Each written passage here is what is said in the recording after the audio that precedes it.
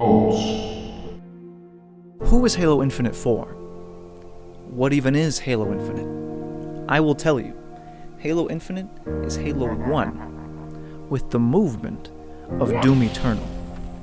And yet it somehow manages to be worse than both of those games. It's still pretty fun though.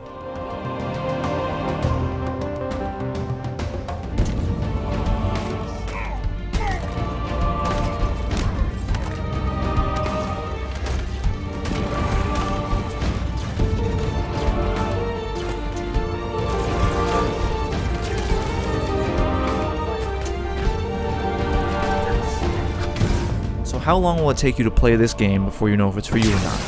Well, at the end of the day, Halo Infinite is a game made for those who want the return of classic Halo. For those people, you're already sold. On the other hand, I think it should take you about 4 hours before you've seen the basic gameplay loop and the world has really opened up for you to explore. The game on the whole took me about 16 hours to beat myself, doing quite literally everything with the exception of finding every audio log, which are pretty much mandatory if you want the proper context for the game, but we'll get to that.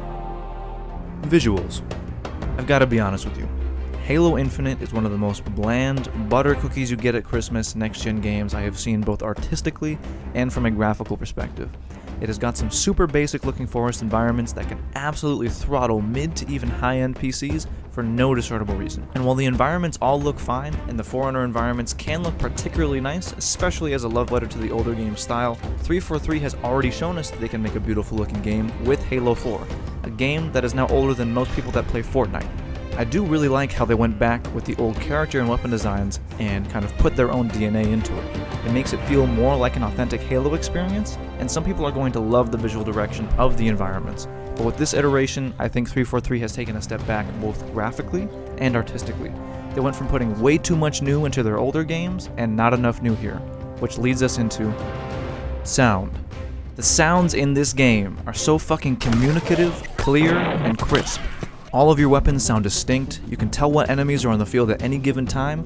There are no sounds here that seem to fight for the attention of the others like in the older 343 games.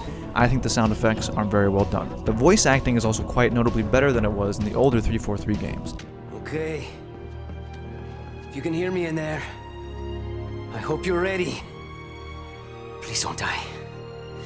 Please don't die.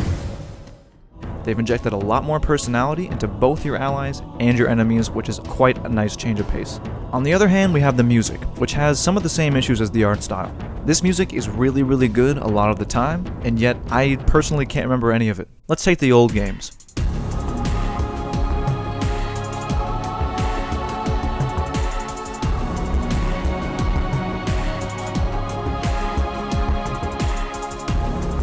I can tell you that this song plays right before the Master Chief gives the Covenant back their bomb. I can tell you that this plays in Assault on the Control Room.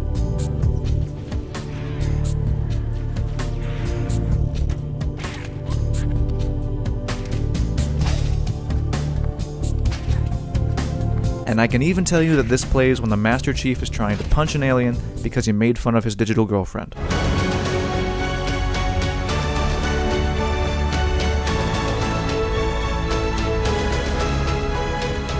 I can't tell you where any of Infinite's music plays, because it all sounds like a bunch of guys sat down in a room filled with the old music and tried their best to emulate the feeling of that music to a T, and kinda lost focus of what makes video game music memorable. And again, a lot of people love this music, I really like it too. It effectively recaptures the original Halo feeling, but there is very little that enriches Halo Infinite's soundscape to make it stand up on its own. Gameplay and story. You play as the Master Chief, a man who needs no introduction as the big green savior of humanity 4 times over. This is of course following the events of Halo 5, whereafter his AI partner Cortana threatens the galaxy with an intergalactic AI empire. Do you know what that condescending bitch said to me after our first game of chess? And then dies. All in a year, off screen. You begin the game by being thrown into space by a monkey called Atriox and are found by a comic relief man named Pilot. Your task is to stop a separatist faction of Covenant called the Banished from discovering the powerful secrets of a new Halo ring with your new AI companion named the Weapon. And so Chief does that. And that's it. This story, at the end of the day, is just a nothing burger of a narrative. You hear about all the important events happening in audio logs and cutscenes, but don't get to take part in any of them. And I would say I don't want to spoil anything, but there really isn't anything to spoil. This feels like such a side note in Master Chief's story, especially considering this was supposed to be the conclusion to 343's big trilogy. There are never really any stakes, and the characters don't really develop in any meaningful ways, but at least they make funny jokes. There are more UNSC forward operating bases that have fallen into banished hands. Well, pause. They have paused. Thanks, Arthur. The Halo games have never told fabulous stories, and there are some cute emotional moments in here, and it never sours the actual gameplay itself, but the gameplay is really the only thing that's going to be moving you through this thing. Watch this.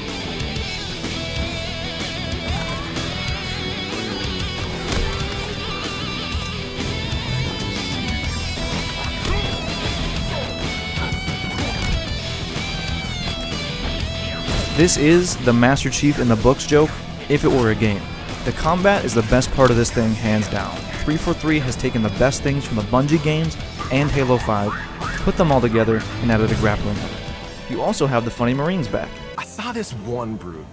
Weird look in his eyes, like really deadpan. You could tell he'd seen some stuff in his day, man. And, I wonder if he had a name. I almost want to call him like Greg or something. Yeah, Greg.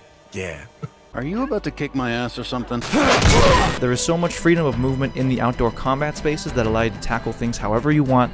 You have a grapple hook, a sensor, a dash move that cloaks you when fully upgraded, and they all feel useful when you get used to them. This aspect of the game has been polished to a mirror sheen.